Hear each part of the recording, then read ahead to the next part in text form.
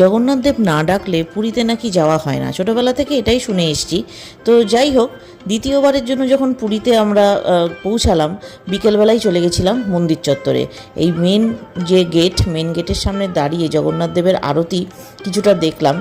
আর একটা জিনিসই উপলব্ধি করলাম যে সত্যিই হয়তো জগন্নাথ দেব না ডাকলে পুরীতে যাওয়া হয় না। আর সবকটা যখন দ্বারগুলো ঘুরছিলাম অদ্ভুতভাবে, মানে এটা জানি না, ভাগ্যেই হয়তো ছিল, পিছন গেট দিয়ে বেরোতেই দেখি সারি সারি বড় বড় প্রসাদ ভর্তি মালসা। একটু ঘাবড়ে গিয়ে এই ভয়ে ভয়ে গাড়িওয়ালাদেরকে বলেছিলাম যে একটুখানি প্রসাদ দেবে গো, কিন্তু বলা মাত্রই কিন্তু ওনারা হাত ভর্তি করে প্রসাদ দিয়ে দিলেন। তো অদ্ভুত একটা ব্যাপার। এই যেখানে প্রসাদটা দেখা যাচ্ছে, এগুলো বিয়ে বাড়িতে, মানে বিয়ে বাড়ির খাবার হিসাবে এই প্রসাদটাই যাচ্ছে, আর এখান থেকে আমরা পেয়ে গেলাম। মানে এমনই ভাগ্য, এমনই জগন্নাথ দেবের আশীর্বাদ। একদম। হঠাৎ মনে হলো বিষয়টা তোমাদের সঙ্গে শেয়ার করি, তাই শেয়ার করলাম। আজ তাহলে টাটা।